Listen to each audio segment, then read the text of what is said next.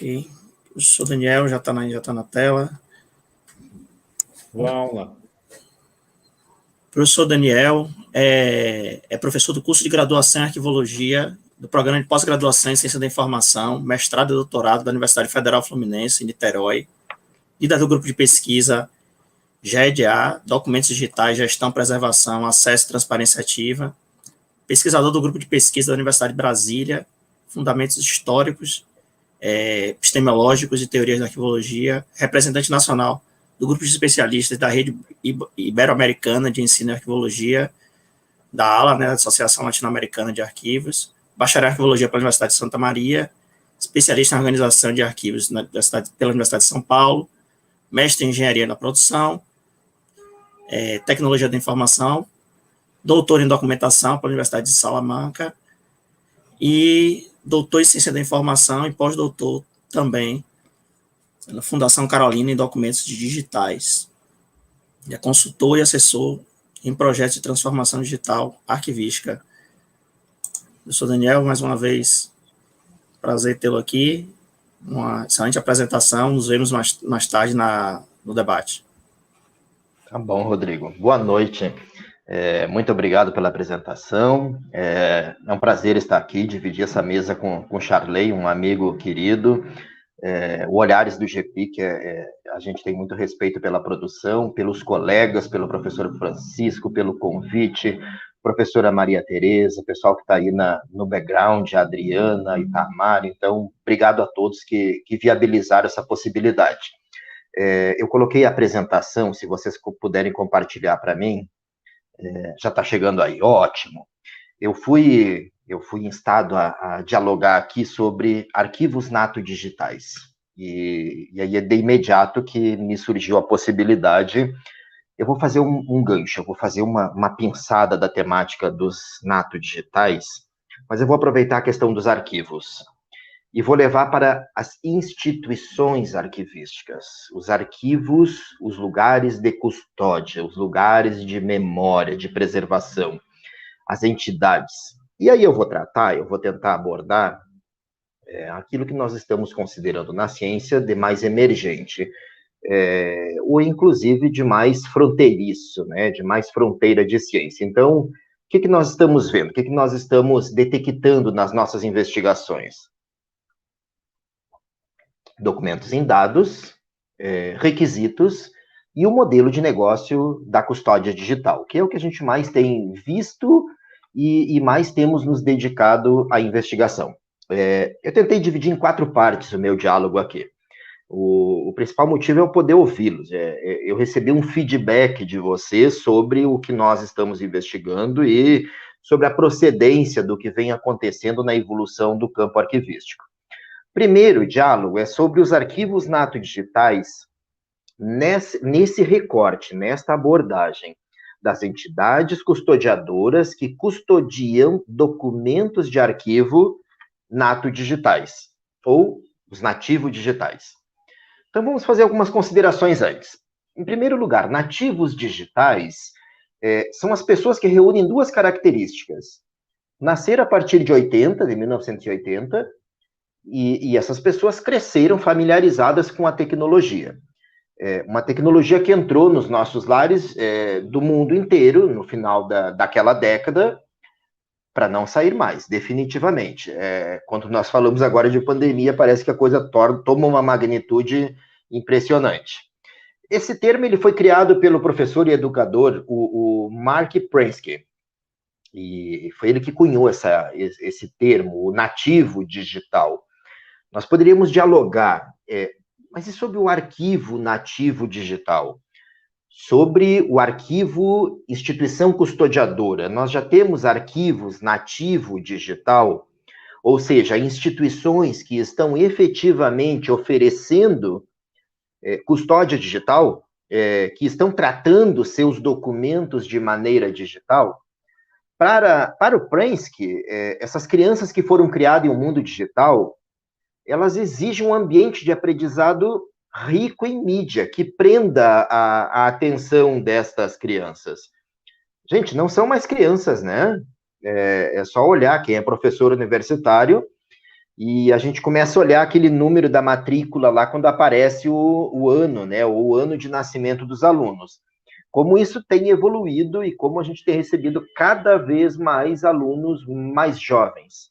Tá? Então, esses nativos digitais, nós já poderíamos ter até um outro tipo de identificação. Que mais considerações que eu poderia fazer? Introdutórias ainda. Documentos que já nasceram digitalmente em um ambiente digital. Olha, eu não estou falando de um documento que nasce numa câmara fotográfica. Eu não estou falando de um documento que nasce, por exemplo, num desktop que não está conectado a um ambiente arquivístico. Ele não é um nativo digital arquivístico, ele não é um documento arquivístico no sistema arquivístico, em uma preservação digital sistêmica arquivística. Ele pode até ser capturado, mas ele nasceu fora. Então, ele não é o nativo digital que eu estou tentando abordar aqui com vocês. Então, eles são nativos digitais naquele ambiente arquivístico digital. Essa é a questão. Arquivos que já nasceram ou arquivos que já custodiam documentos nativos digitais.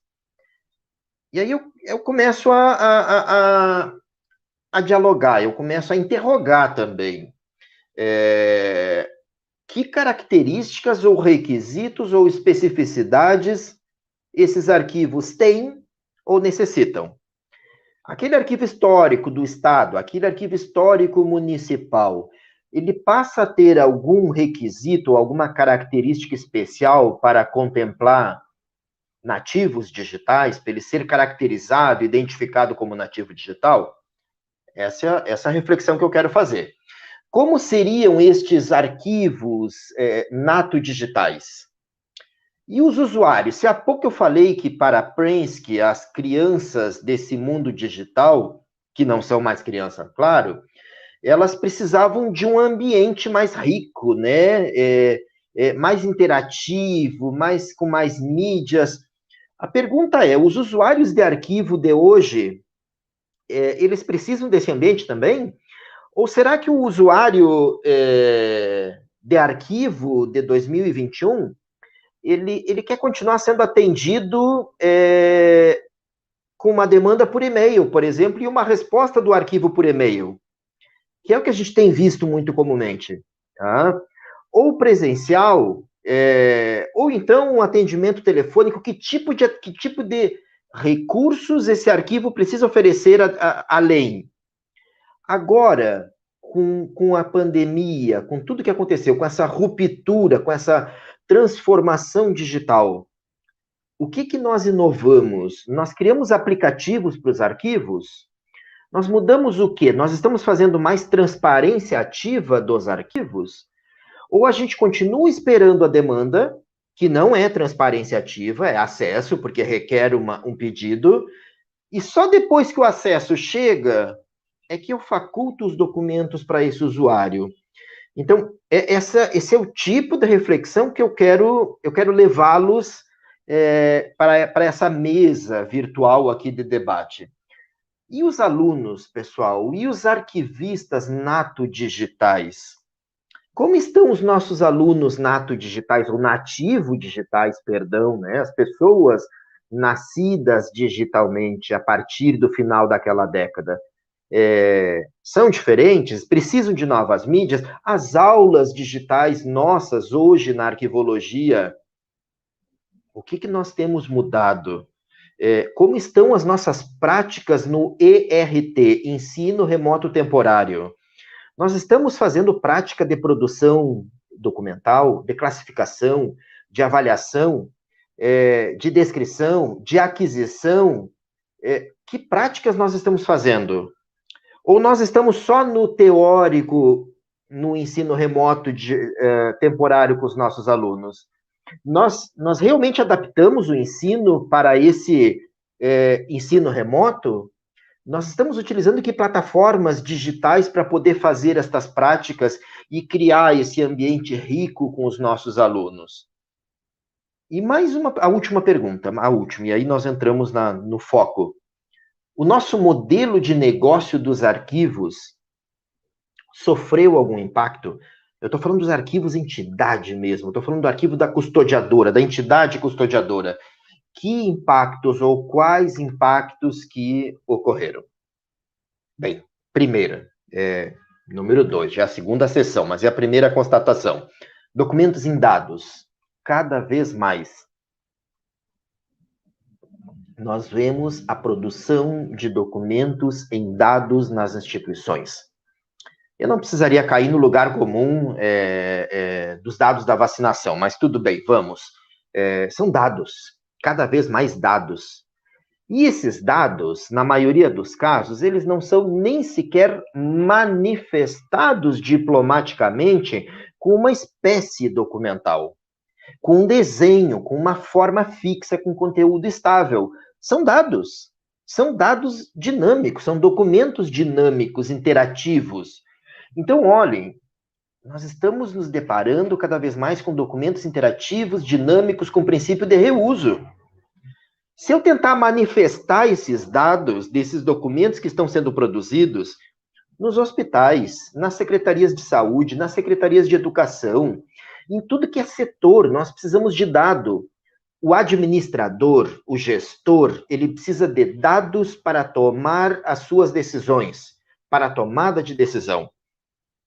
O documento tem que subsidiar, o documento não pode ser mais estático.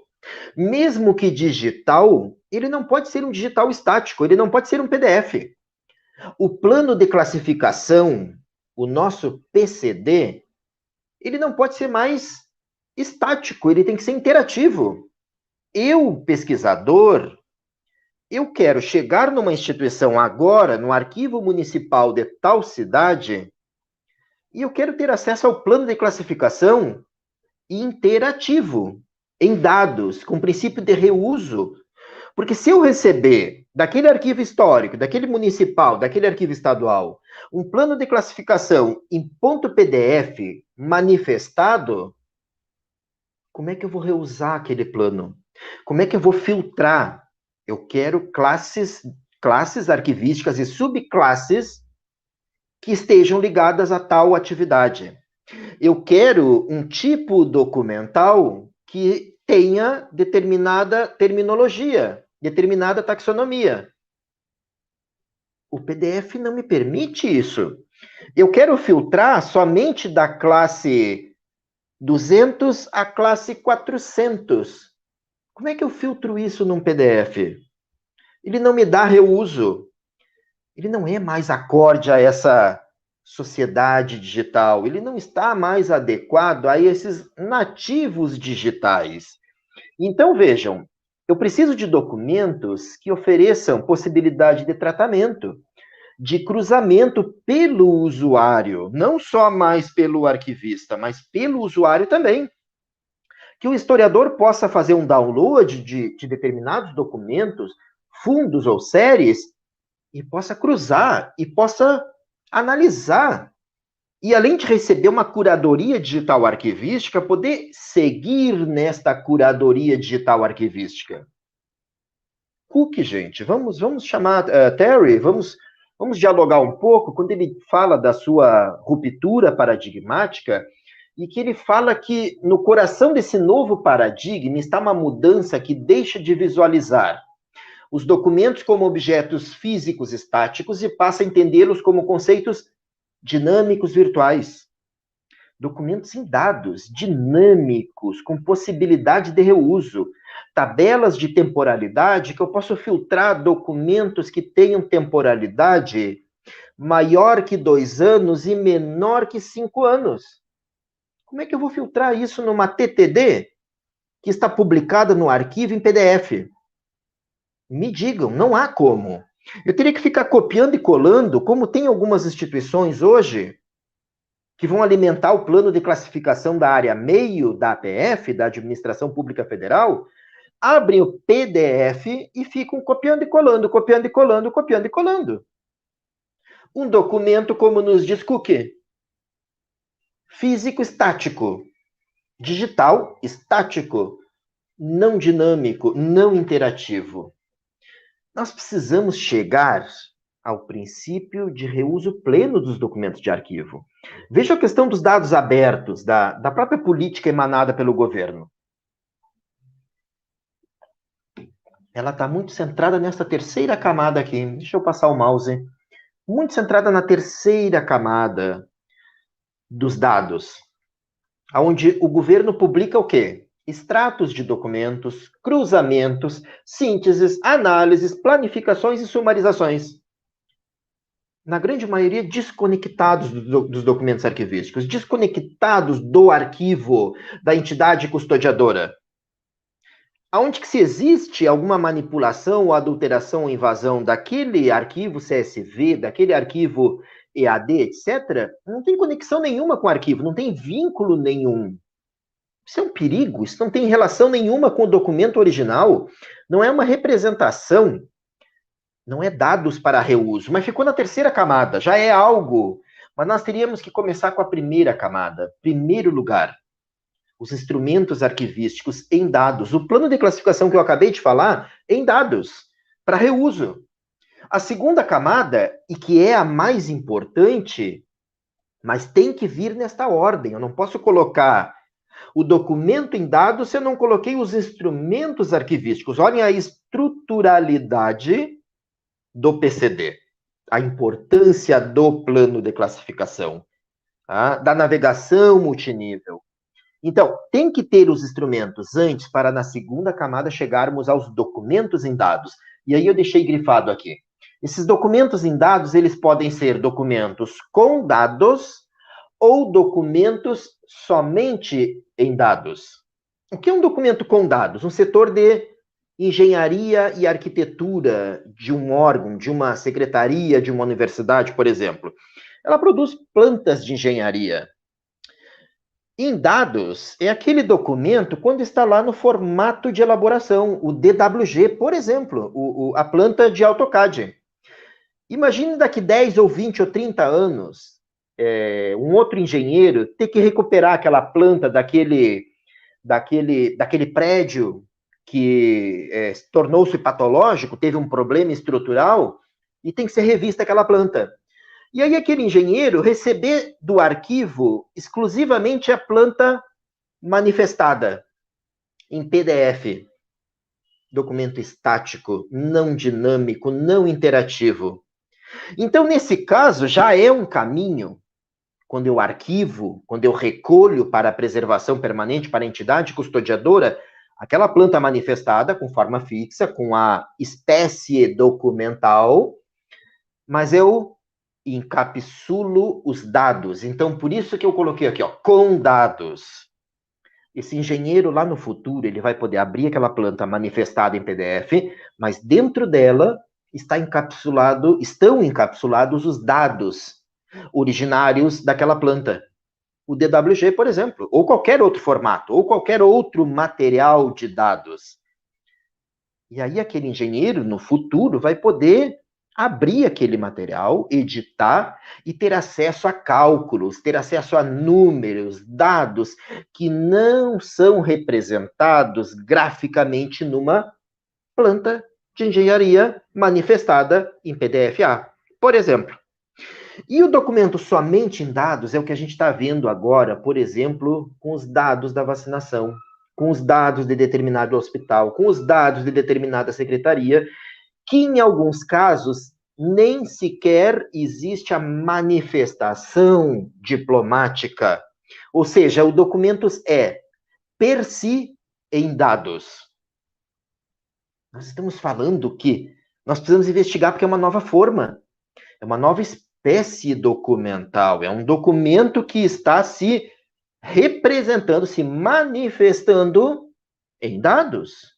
E aí o arquivista vai ter que tratar esses dados, manipular no bom sentido, né? Manipular no sentido de interpretação, de identificação arquivística, de classificação, arranjo, recolhimento, transferência e etc. Bem, seguimos. Vamos para requisitos agora, né? E eu não sei como é que eu estou de tempo, mas não, tá bom ainda. Requisitos, tanto dos documentos digitais quanto dos interativos, dos documentos interativos, dinâmicos, né? desta ruptura que o Terry Cook, nos apresentou. Uma ruptura paradigmática, muda o documento, mudam os documentos e mudam as entidades custodiadoras também. Esses requisitos, eu estou falando de requisitos das 3 entidades externas. Gestão do modelo AIS, preservação e acesso, ou em inglês do modelo o producer, o administration e o consumer. O producer é o ambiente de gestão de documentos. O administration é o ambiente de preservação digital sistêmica. É o arquivo permanente digital, é o RDC-ARC. E o consumer é a plataforma de acesso, onde os usuários têm acesso, aonde vai existir tanto o acesso quanto a transparência ativa. A transparência ativa eu não espero demanda, eu já coloco os documentos acessíveis para esse pesquisador, para esse usuário. Agora, aquilo que eu não colocar, que eu não difundir através de uma transparência ativa, esse pesquisador vai ter que me pedir. E aí é acesso, porque requer demanda. Ele vai pedir e eu, arquivo, entidade custodiadora, vou facultar o acesso. Claro que eu vou fazer análise. Está classificado em grau de sigilo, não tem problema de ferir privacidade, está acorde à LGPD, a Lei Geral de Proteção de Dados, e eu vou facultar o acesso. Então, vejam, essa inserção no campo da arquivologia dos requisitos, eu gosto de trazer muito, que vem desde lá do projeto da Universidade de Pittsburgh, tá? O Record Keeping Functional Requirements Project, com Richard J. Cox e James Williams, lá da Escola de Ciência da Informação, de 93 a 96. Foi lá que surgiu o conceito de requisitos funcionais, não funcionais, regras de negócios em sistemas arquivísticos. Por quê? Porque o documento arquivístico digital ele é complexo e específico, e para que ele possa servir de fonte de prova, evidência, testemunho, memória, patrimônio, garantia de direitos e exercício pleno da cidadania, ele tem que ser mantido autêntico. O que é ser mantido autêntico?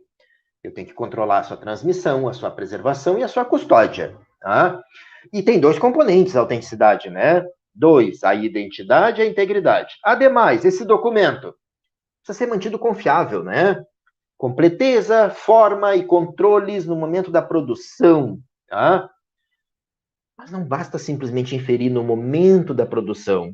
Tem que ser preservada essa confiabilidade ao longo do tempo, tá? Em uma cadeia de custódia digital arquivística. Estejamos falando de digitais, de nativo digitais, o objeto da nossa conversa aqui, ou de representante.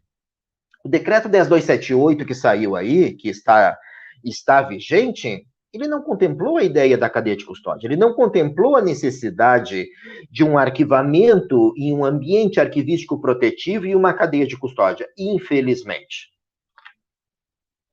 Requisito de software é um conceito que veio da computação. Então, olha a relação interdisciplinar, né? Cada vez mais nós, arquivistas, dialogando com a TI de forma interdisciplinar e, inclusive, transdisciplinar. Então, aí que vem o requisito arquivístico, que agora se divide em funcional, não funcional e regra de negócio. Essa é a composição de um requisito. E cada vez mais dentro da área, né? Cada vez mais os nossos alunos têm que especificar requisitos. Cada vez mais eu trabalho em aula com os nossos alunos. Gente, vamos desenvolver requisitos. Vamos especificar requisitos funcionais, não funcionais e regras de negócio. Qual a origem que nós tivemos enquanto modelo? O primeiro modelo do mundo, né? A primeira iniciativa, que foi lá no DOT 5015 dos Estados Unidos, modelo para gestão de documentos, nasceu por causa da síndrome da Guerra do Golfo e problemas de autenticidade com os documentos relacionados àquele momento, e o Congresso dos Estados Unidos exigiu a adoção do modelo de requisitos, né? Aqui no Brasil, o CONARC, né? O Conselho Nacional de Arquivos. Então, essa foi a origem do Arquivo Nacional dos Estados Unidos, o NARA. Tá? Na Austrália, o DIRCS, né, com o standard AS 4390. Na União Europeia, o MOREC, tá? Depois MOREC 2010. No Brasil, o nosso EARC Brasil, que inclusive está em consulta pública ainda, já foi feita a devolutiva, tem que passar pela plenária do CONARC e muito em seguida estará publicado finalmente a versão 2.0, o EARC 2.0, com revisões. É um dos nossos modelos de requisitos. O outro modelo de requisitos brasileiro, nós temos dois, o EARC Brasil para o Executivo e Legislativo e o MOREC Jus para o Judiciário. Mas vejam, a gestão documental, ela tem um escopo, ela vai até o destino final dos documentos. E aí que aparecem os requisitos para os arquivos históricos, que é o que eu estou tentando trazer, a custodiadora, os arquivos nativo digitais, os arquivos nato digitais. A custodiadora, o arquivo histórico, o arquivo municipal, que contempla requisitos para documentos permanentes, documentos históricos, que são, segundo a Lei 8159, imprescritíveis e inalienáveis. Aí é que vem o modelo AIS. Então está aí o requisito.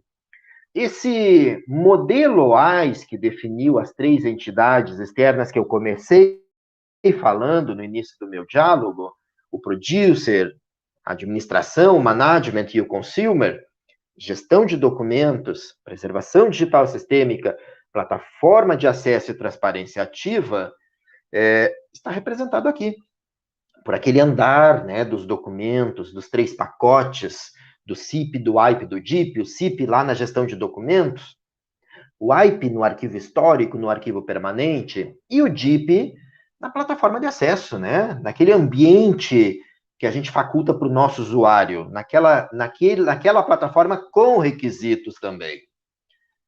Olhem que esse ambiente de preservação ele é isolado, está lá no modelo AIS, no 412, no Data Flow Diagrams, são isolados para um contexto de administração e de preservação.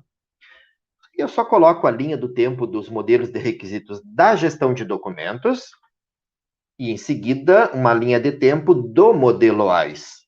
Tá? O primeiro para as idades corrente intermediária e o segundo para os arquivos permanentes, para os arquivos históricos.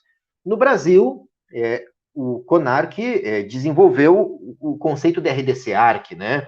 Repositório Arquivístico Digital Confiável. Pegou-se o modelo AIS, pegou-se a certificação também desse ambiente de preservação e se cunhou esse conceito. Ele é o arquivo permanente digital. Porque os documentos digitais, eles não podem estar soltos numa estante, numa mídia do arquivo histórico, do arquivo permanente. Eles têm que estar confinados num ambiente digital com requisitos. Para ser um nato digital. Porque senão o nato digital sai do ambiente. Acontece a mesma coisa daquela fotografia numa câmera fotográfica digital. Não está no ambiente arquivístico. Então, ele não é um nativo digital para o meu sistema arquivístico. Ele tem que estar baixo um sistema. Por isso, do SIGAD para o RDC-ARC, para a plataforma de acesso. O RDC-ARC é o arquivo permanente digital. Ademais dele ser o arquivo permanente digital, ele também pode ser o arquivo corrente intermediário, servindo de apoio para o SIGAD. Em que situações? Documentos de longa temporalidade, documentos sensíveis e documentos complexos. Quando o SIGAD resolve, o administrador do ambiente, do producer, resolve arquivar no RDC-ARC de corrente intermediário, é um pipeline. Não é o RDC-ARC de permanente, é uma instanciação de RDC-ARC. É um pipeline para atender. E a transparência ativa, gente, não é só de dados contábeis. Nós não podemos ficar esperando nessa onda de nascidos digitais, nativos digitais, que esses nativos digitais, quando quiserem uma informação, vão ter que bater na porta do arquivo, de forma analógica ou de forma digital, pedindo determinados documentos. Nós teremos que chegar à transparência ativa. Ela não é só de dados contábeis, segundo a Lei 12.527. Quando a demanda é reiterada, é repetida, e isso está na lei e no decreto, está regulamentado, eu tenho que transformar a questão do acesso em transparência ativa. Então, o arquivo precisa fazer isso. Nas suas plataformas arquivísticas de acesso e difusão, de acesso e transparência ativa, com requisitos. O e-mail não pode continuar sendo a plataforma de acesso. O e-mail não pode ser a plataforma de transparência. Tem que ter um ambiente com navegação multinível, com requisitos. Que requisitos são esses? Uma autenticação referenciada ao repositório, uma navegação multinível, manter relação orgânica, aceitar diversos formatos.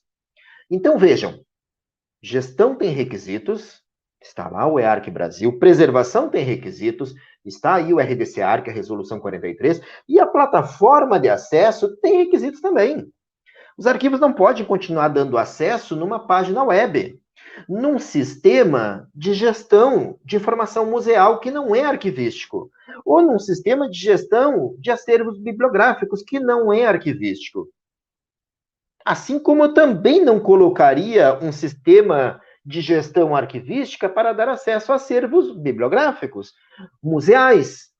Existem requisitos específicos que têm que ser contemplados. Tem que permitir repopulação desses documentos, tem que ser compatíveis com metadados, tem que permitir a interoperabilidade, tem que trabalhar com questão de modelos de conceituais, que são os sistemas que estão aí, que são as plataformas que nós estamos utilizando. Estão ali atrás, deixa eu voltar um pouquinho aqui. O Atom, o ICA-Atom, o Collective Access, o Archivist Toolkit, e assim por diante. Inúmeras plataformas já em software livre que contemplam os requisitos que as instituições precisam adotar. Cadê a plataforma de acesso e transparência ativa deste determinado arquivo municipal? Chegamos na última parte. O modelo de negócio da custódia digital. Mudou ou não mudou? Há uma transformação digital das entidades custodiadoras ou não há? O modelo é o mesmo. Tá? O oferecimento de uma custódia digital pelos arquivos. Essa custódia é diferente, os arquivos, o arquivo estadual, ele tem que mudar o seu modelo de negócio para receber documentos digitais da Secretaria de Cultura? Ele tem que mudar a sua regra de negócio, o seu modelo para receber documentos digitais da Secretaria de Saúde? Ou ele pode receber num HD externo? Será que se ele receber esses documentos exportados no HD externo, esses documentos continuarão sendo autênticos, confiáveis, preserváveis em cadeia de custódia? Não. Eles feriram a sua cadeia de custódia, eles romperam, eles saíram do ambiente protetivo, eles romperam, pode haver adulteração e esses documentos já não serão mais autênticos. Por isso, a cadeia de custódia digital arquivística, que nós vamos da pós-custódia, do Terry Cook, para uma custódia digital arquivística que é compartilhada e distribuída. Vejam, o Rodrigo já está chegando aqui, o tempo já deve estar quase no limite, né, Rodrigo? Já vamos fechando. Acho que tem mais 2 slides, Rodrigo, vamos lá. Essa custódia digital ela não é mais exclusiva do arquivista. O arquivo histórico do Estado, o arquivo público, ele não vai ter a custódia dos documentos sozinho mais, como era com o analógico. Agora ele é compartilhada com o setor de TI. Arquivo e TI agora tem uma relação indissociável de custódia. E essa relação ela tem que ser manifestada em documentos. Você tem que ter nomeação. Eu tenho que nomear quem é o administrador de preservação e o administrador de TI. Tem que ter suplência. Eu não posso simplesmente levantar um RDC-ARC no arquivo do Estado e achar que vai ser alguém que vai assumir de forma esporádica. Não. Tem que ter nomeação, portaria, mandato. Tá? E essa custódia que é compartilhada agora, não é mais exclusiva do arquivista, ela também é distribuída. O documento ou os documentos não estão só dentro do arquivo ou dentro da TI, ou dentro do CPD. Ele é distribuído em nuvem, ele é distribuído, o assentamento funcional digital, ele tem uma preservação distribuída, não está dentro da universidade. A UFBA, a UF, a Unirio, a UNB, tem assentamentos funcionais digitais que a custódia estava lá no MPDG, Ministério do Planejamento, Desenvolvimento e Gestão, que houve a reestruturação e agora está no ME, no Ministério da Economia. Então, nós estamos falando de uma custódia ressignificada, uma custódia compartilhada e distribuída. É a CCDA, Cadeia de Custódia Digital Arquivística. Não é só mais a cadeia de custódia, que poderia ser uma lista que eu atualizava do produtor para o preservador. Não. Agora ela é uma custódia digital. Um princípio aplicável aos documentos arquivísticos, que considera especificidade e complexidade, garantindo que esses documentos não tiveram ruptura da sua custódia arquivística digital, mantendo-os sempre confinados em ambientes digitais. Não dá para exportar e importar no arquivo histórico. Com requisitos arquivísticos homologados desde a sua produção ou representação, transmissão, arquivamento, até a sua guarda permanente e acesso às 3 entidades externas do modelo AIS. Do produtor, da Secretaria de Cultura, para o preservador, para o arquivo histórico, o arquivo público do Estado e a sua transparência ativa. Tem que haver uma conexão lá na plataforma de acesso também. Tudo isso em uma preservação digital sistêmica, em um ambiente que contemple esse andamento da preservação digital sistêmica. Não é mais aquela preservação digital enfocada em estratégias. O arquivista pega o documento e converte para tal formato. Não. Eu emano a política e o ambiente é que tem que converter. Vejam como eu tinha um ímpeto, né? Esse documento está ficando obsoleto, ele está obsolecendo. É uma oitiva da secretaria tal, ou daquela comissão de inquérito que veio em formato MP3. MP3 é um formato obsoleto. E aí eu, arquivista, ia lá e convertia. Agora eu não posso mais ter esse acesso direto ao objeto digital. Agora eu emano uma política arquivística e um plano de preservação digital. E quem vai fazer isso é a preservação digital sistêmica, o ambiente. Chegamos ao final. Considerações finais. Então, a pergunta é, gente, e aí vocês vão me responder nas perguntas, no diálogo e nos comentários de vocês. Vocês conseguiram identificar, então, nessa temática, modelos de negócios digitais para esses nativos digitais, para esses arquivos digitais, para transformar os arquivos, para transformar os documentos, para a gestão, para a preservação e o acesso? Muda algo? Vocês conseguiram detectar modelos de negócio? Vocês conseguiram detectar modelos de negócio para aquele setor de engenharia? Modelos de negócio para o arquivo histórico do Estado, que ele tem que oferecer uma custódia digital, que é diferente da custódia analógica, que é uma custódia que ele não pode mais receber documentos na sua porta. Isso tem que ser por um ambiente. É uma custódia diferenciada, ressignificada, adequada ao momento atual, com ruptura paradigmática e com transição paradigmática. Documentos que agora são estáticos, interativos, com princípio de reuso. Pensem nisso. Vocês estão publicando o plano de classificação de vocês com princípio de reuso? Ou vocês ainda estão publicando o plano de classificação em PDF? Eu, pesquisador desse ambiente, dessa sociedade digital, eu preciso de um plano de classificação com reuso, com possibilidade de manipular, de dialogar com esses documentos, de fazer curadoria digital. Esse é um princípio que nós temos que superar para chegar aos arquivos nato-digitais, arquivos nativo-digitais. Obrigado pelo tempo, Rodrigo. Muito obrigado. Obrigado você, Daniel, pela excelente explanação. Eu convido aí o professor Charley também para participar do nosso debate. E temos Muito bem. E aí temos algumas tsunami de perguntinhas aqui. Né, Rodrigo? Um tsunami de informações, né? E isso, muita informação, né? E agora é hora da gente conversar um pouquinho.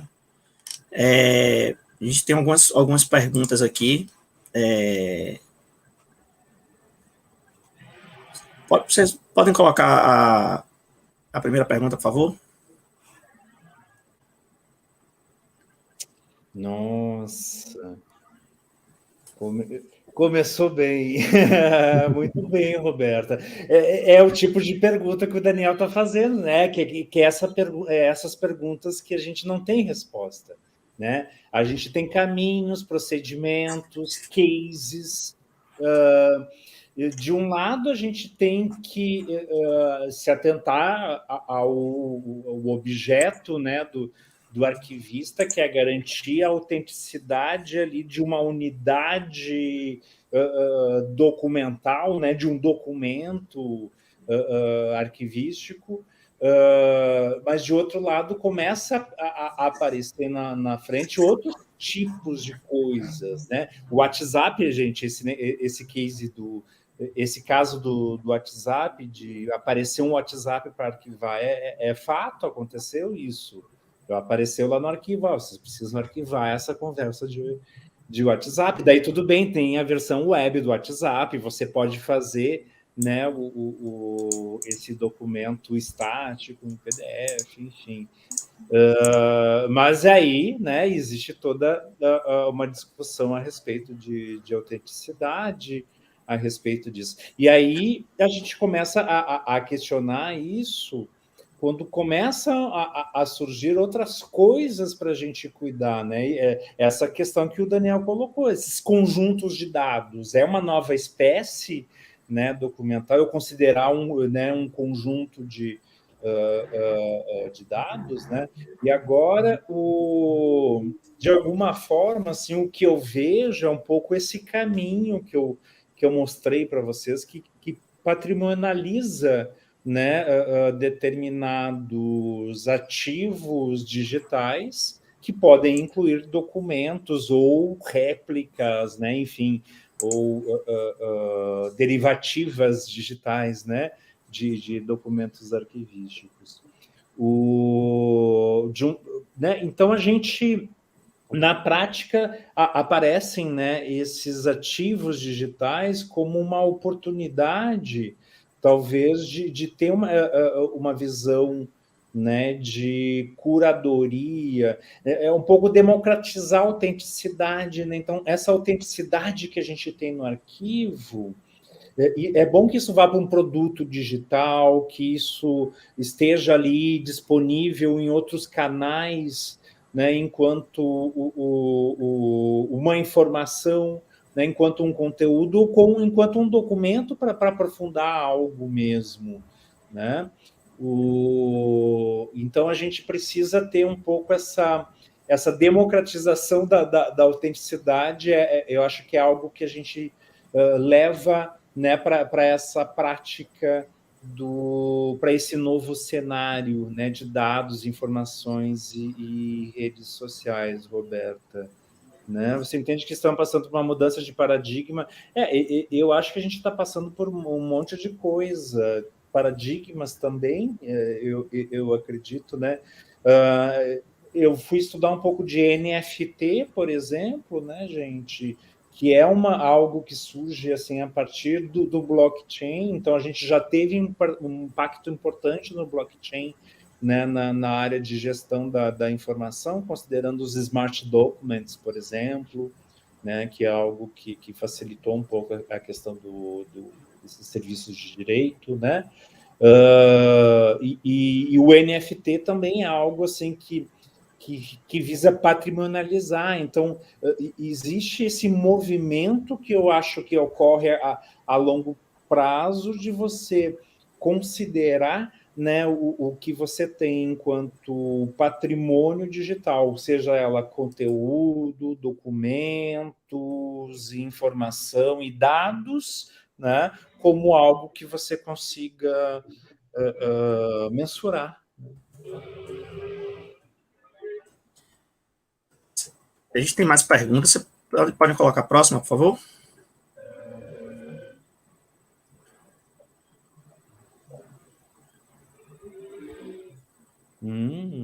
E aí fica um pouquinho aí para o Daniel, se quiser começar a comentar, o Charley complementar. Daniel, por favor. Vamos lá.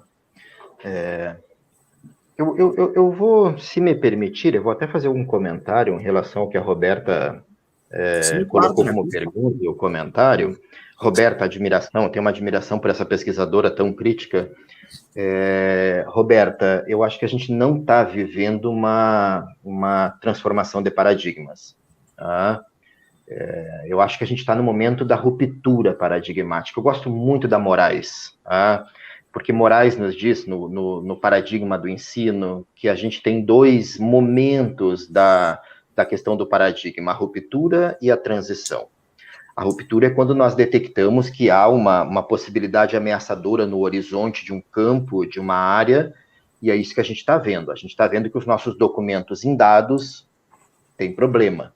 Ou então, como a Roberta acabou de comentar, na segunda mensagem que veio aqui abaixo na tela, que ela disse que tem casos em que ela recebeu informação de que nem seria objeto os dados, né, somente os documentos, e que os dados não seriam documentos. Então, vejam, isso é ameaçador.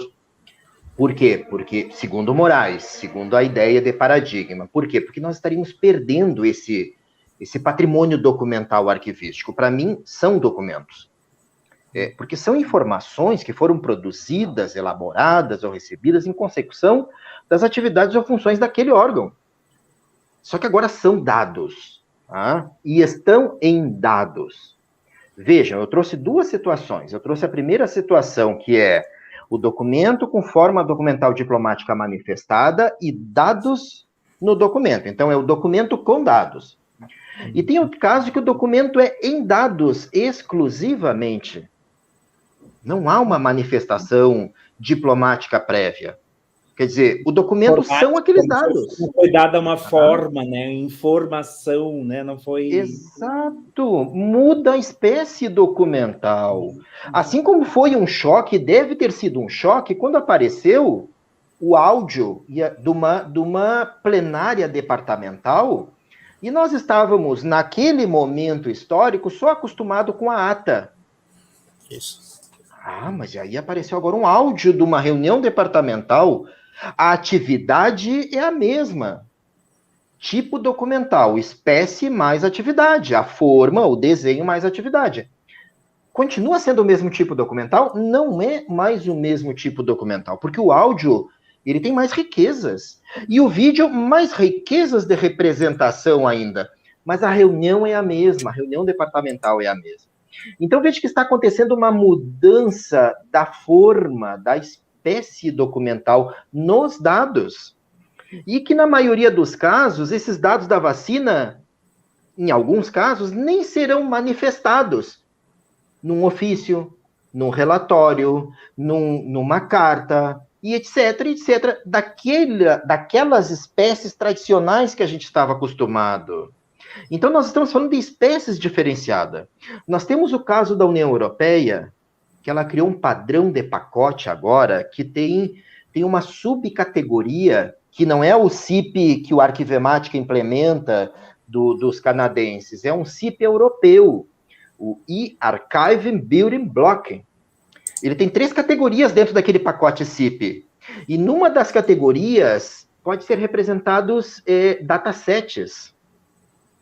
Olhem só o que muda. Nós não teríamos uma manifestação do banco de dados em cada memorando, relatório, carta, olerite, etc, etc. Nós iríamos recolher para a entidade custodiadora o dataset, o banco de dados, os dados. Tá? E no futuro a pesquisa seria feita nesse manancial de dados, neste conjunto. Então veja como mudou. Então, Roberto, eu diria, nós não estamos ainda, eu avalio de forma ainda introdutória que nós não estamos na transição paradigmática, nós estamos no momento de ruptura. A área ainda precisa rever a sua ideia dessa manifestação diplomática, dos tipos documentais novos, dos dados. E quando fala de redes sociais, a coisa complica mais ainda. Ou de páginas web. Porque o que nós estamos vendo no cenário internacional são entidades externas que estão preservando a página web, que estão preservando rede social. Gente, não é o sucessor preservador. Não é o arquivo, não é o Estado da Bahia que está preservando os seus documentos produzidos. Não é o arquivo do Estado. Por exemplo, eu estou elucubrando aqui. É um ente externo, uma biblioteca nacional, uma internet dos Estados Unidos, um arquivo da web brasileiro, fora da cadeia de custódia. Não é o sucessor preservador. Quem tem que definir o que é documento arquivístico, seja de rede social ou de página web, é o produtor, num primeiro momento, nas idades corrente e intermediária, na fase de gestão de documentos. Na fase de preservação, arquivo permanente, arquivo histórico, vem o sucessor preservador. Então, vejam, estas questões não estão solvidas. Elas podem ter respostas muito consistentes na ciência, mas a área ainda precisa abordar de forma mais intensa. Então, para mim, ainda é ruptura e não é transição. Vamos agora à pergunta do Mauro. Mauro, desculpa eu aproveitar, porque eu não queria perder esse fio da meada. Os fatores de risco para a autenticidade dos documentos de arquivo nato digitais em sistema de negócio. Mauro, veja, isso também é uma disrupção que está acontecendo no mundo inteiro. Nós tínhamos a ideia na arquivologia, no campo da arquivologia, que sempre nós teríamos um sistema arquivístico, um SIGAD, né, um SGD, o Morek Jus chama de gestão doc. Não, a própria área, a literatura foi consolidando sistemas de negócio, sistemas independentes que não são SIGAD, que o seu modelo de negócio não é fazer gestão de documentos. É um sistema de negócio dedicado a outra atividade. Por exemplo, controlar a velocidade de um fluido de petróleo num duto. É um sistema de negócio. Um SIGAD não dá para pensar em controlar a velocidade e a pressão do petróleo naquele duto. Não tem como. Então é um outro sistema de negócio. E aí que eu recomendo aquela orientação técnica 03 do CONARC, cenários de uso do RDC-ARC. Mauro, acesse aquela orientação técnica, que ela tem 3 cenários. Tem um cenário que é o SIGAD. Tem um segundo cenário daquela orientação técnica 03 do CONARC, que aparece interoperado, com setinhas, o sistema de negócio e o SIGAD. E aí eles conversam. Então, se eu falei daquele sistema lá de controle de dutos de petróleo, aquele sistema de negócio vai conversar com o SIGAD. Então, eles têm um diálogo. Mas tem que ser um diálogo, olha a pergunta do Mauro, tem que ser um diálogo efetivo. Não pode o SIGAD ficar só esperando que caiam documentos ali e ele vai ter que assumir como autêntico. Não, tem que ser um diálogo com uma verificação de autenticidade no sistema de origem, no sistema de negócio. E agora a resposta principal para o Mauro. O terceiro cenário, onde acontece quase como uma incorporação do sistema de negócio com o SIGAD.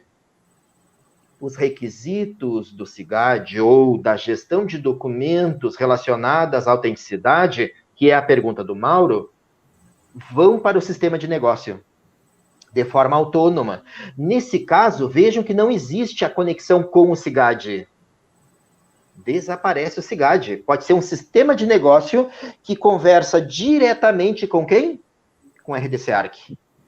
Aquele sistema de controle de dutos de petróleo que faz a produção, a manutenção, tramitação, uso e arquivamento aonde? Não é no SIGAD. Ele arquiva no RDC-ARC.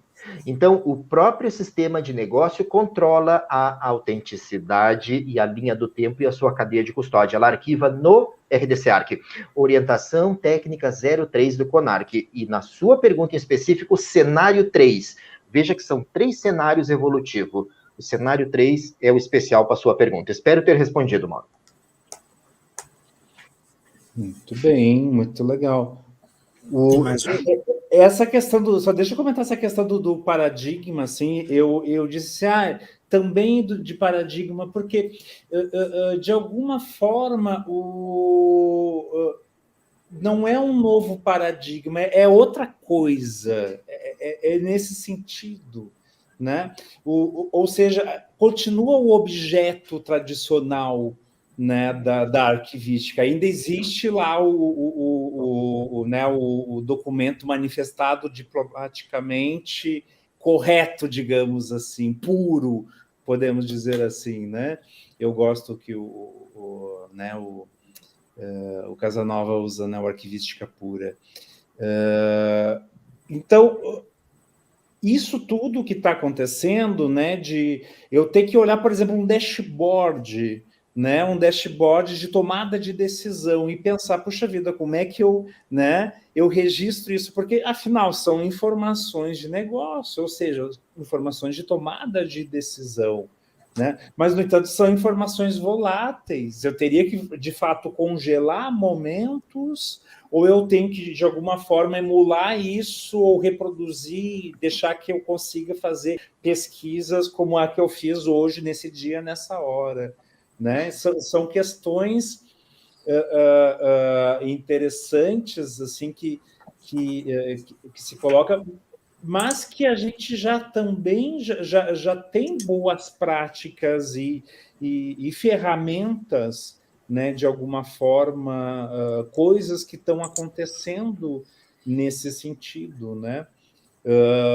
E eu acho que no Brasil a gente tem, assim, pensando na área privada, assim, né, no mundo corporativo, de fato, esse ambiente de negócio é algo que ele acontece conforme a necessidade, né, do negócio, e TI, a área de TI vai fazer um processo ali de backup, né, por algum tempo, dentro de alguma política que ela determina, né, e pronto. Né? Não existe essa visão dessa necessidade, né, de uma preservação. De alguma forma, os natos digitais vão trazer isso, né? Nota fiscal eletrônica, tudo bem, a gente sabe que é por 5 anos, mas tem algumas que a gente sabe que, se estão ali dentro de algum determinado contexto, tem que guardá-las, né? E como é que fica também isso? Então, eu acho que paradigmas, acho que é um bom conceito para isso, mas é que eu acho que, na verdade, não muda, né? Houve uma ruptura, eu acho que já houve essa ruptura no momento que ok, né? Isso que você declara como um documento tradicional, ou, né, um documento fisicamente manifestado, né? Seja em papel, enfim, isso é diferente. Então, quando eu falei que os metadados eram indissociáveis, eu acho que isso resolve um pouco essa questão, né, da pergunta do Mauro antes, né, em relação à autenticidade, né? Porque entra a questão da identidade e integridade, que eu acho que é ali que vai estar também, né? Então, isso enquanto um requisito para a gente ser gestores de metadados, eu acho que é algo bem importante também. E a gente também percebe uma falta também de um trabalho interdisciplinar, né? Então, da arquivologia, ela trabalhar também com o negócio, né? Então, a gente tem lá os sistemas de negócios, a gente tem que entender também do negócio, né? Então, a arquivologia interagir não só com a TI, né? Mas também com o negócio para entender o negócio, né? Porque a gente também vê muitos problemas desses sistemas de gestão que não estão incluídos lá, e aí outras áreas acabam tendo esse entendimento melhor, e a gente vai deixando essas lacunas que a gente vem percebendo, né? A gente, vamos colocar só mais uma perguntinha aqui, você coloca essa última aqui, por favor, dos requisitos. Essa aqui acho que já foi contemplada, né, na fala do Charley.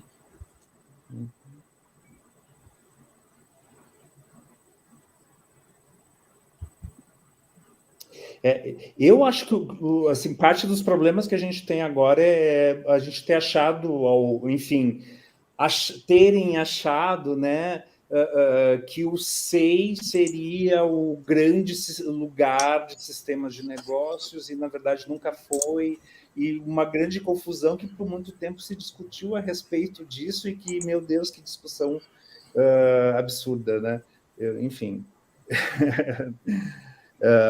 e hoje, ainda bem, hoje a gente sabe muito bem o que é o SEI, onde é que ele é mais utilizado, né? E de alguma forma são requisitos diferentes, né? Porque o SEI é um sistema de protocolo e de acompanhamento de workflow, né? Sim, eu acho que tem requisitos do EARC que a gente traz que são importantes, são requisitos arquivísticos, né? Não sei o que o Daniel acha a respeito disso. Quer comentar alguma coisa, Daniel? Mauro, eu queria, assim, respondendo à pergunta do Mauro, podem e vêm sendo aplicados, viu, Mauro? Vêm sendo aplicados os requisitos do EARC no SEI. A única coisa que a gente tem que deixar claro é isso: o SEI não é um CIGAD, definitivamente. Ele não está preocupado com a gestão arquivística como um todo. Ele é um sistema de negócio focado na gestão de processos administrativos. É isso. Tá? Não dá para, no SEI, nós fazermos, por exemplo, a produção de ofícios, de documentos avulsos. Ele não controla a temporalidade, ele não controla a tramitação, o arquivamento. Até hoje o SEI não arquiva. Até hoje o SEI não recolhe documentos. Ele induz ao cometimento de crime, mantendo documentos permanentes ou históricos na fase de gestão. Então, assim, ele não é definitivamente um CIGAD, ele é um sistema de negócio, vem caminhando para adequar-se aos requisitos arquivísticos de gestão de documentos, mas o que a gente também vê no horizonte da administração pública brasileira é que o SEI já está praticamente sendo superado pelo novo sistema. Tá? O novo sistema que vem para substituir, que é um sistema que nasceu na AGU, que era o antigo Sapiens, e que tem agora o aval da Autoridade Arquivística Nacional Brasileira. Tá? Então, já tem um apadrinhamento, já tem uma questão mais especializada. Então, o que a gente vê é isso: o SEI, em princípio, vai tornar-se um sistema legado na administração pública, executivo e legislativo, e o caminho que a gente está vendo é esse novo sistema. Mas eu não queria perder o comentário anterior, deixa eu só recuperar aqui, do João Vitor. O João Vitor falou sobre o blockchain, e ele disse assim, esse sistema para manter a autenticidade do documento tem relação, ou pode se relacionar com blockchain?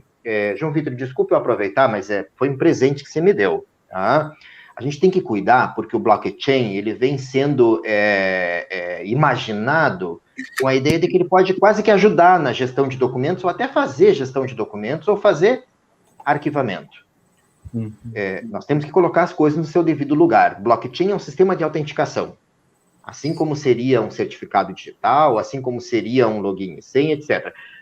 É um mais seguro e mais robusto sistema de autenticação, porque gera ledgers, e esses ledgers são compartilhados em uma rede, e são auditáveis e mineráveis. Mas ele não leva o documento arquivístico consigo. Ele não preserva. O que ele faz? Ele gera um ledger e dispara esses ledgers para serem minerados nessa rede do blockchain. É só isso. Então, ele é um sistema de autenticação como é a PKI brasileira, a infraestrutura de chaves públicas brasileira. Então, ele não faz gestão de documentos, ele não arquiva, ele não preserva, ele não faz gestão, preservação, nada disso. Ele faz autenticação. Nós poderíamos adotar o blockchain, nós poderíamos adotar o ICP Brasil, nós poderíamos adotar outro sistema. O Brasil caminhou e vem caminhando pela infraestrutura de chaves públicas Brasil. ICP Brasil é o nosso sistema, tá?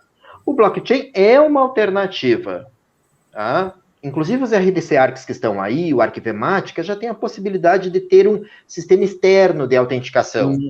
Aquele código lá que a gente vê nos pacotes, o UUID, o Identificador Universal, ele pode ser gerado com blockchain, que coloca um sistema de segurança muito mais avançado de autenticação, mas não é de preservação, não é de gestão, não é de arquivamento. Sempre de autenticação. Obrigado pela pergunta. E resolve o problema de caducar, né? Porque às vezes tem isso, né? Do hash caducar, enfim, né? E eu acho que é bem interessante. Agora, do ponto de vista de tecnologia, ele está possibilitando alguns produtos, né, interessantes. Então, por exemplo, hoje tem toda uma área de direito digital, né, ou seja, de aplicativos da área de direito que estão sendo desenvolvidas, né, que por trás está exatamente toda essa rede de autenticação, né?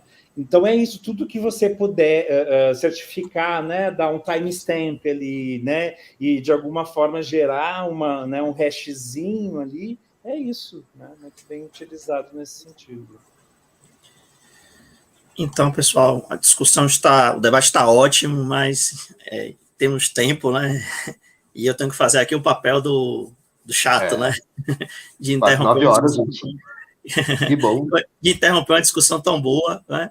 Mas, obviamente, aí tanto o Daniel quanto o Charlene vão ficar à disposição. Quem tiver mais dúvidas, com certeza podem entrar em contato aí com eles por e-mail ou pelas redes sociais aí, com certeza vão ser respondidas, né? Agora, o Aloysio conseguiu resumir de uma forma muito boa o nosso debate ali, ó. Tem que ter consistência no nascedouro, definições e delimitações, desenvolvimento do fluxo. É isso. E aí. Essa visão que eu acho que é a visão, né, de um arquivista digital, conseguir ver esse entorno digital, né, e fazer essa, né, ter essa visão, né, o Brasil visto de cima, sabe aquele programa, o Brasil visto de cima, né, que vai vendo as coisinhas assim, é bem interessante isso, Aloysio, bem legal. Ótimo. Então, pessoal, agradecemos aí ao professor Charles Luz, né, o professor Daniel Flores pelas exposições realizadas, né, foi uma noite bastante agradável, né, a toda a plenária, né, a participação de todos vocês. Agradecemos aí a equipe do NTI, da FPC, de toda a infraestrutura de transmissão, né, o pessoal aqui dos bastidores que dá todo o apoio, né, para que esse evento possa acontecer.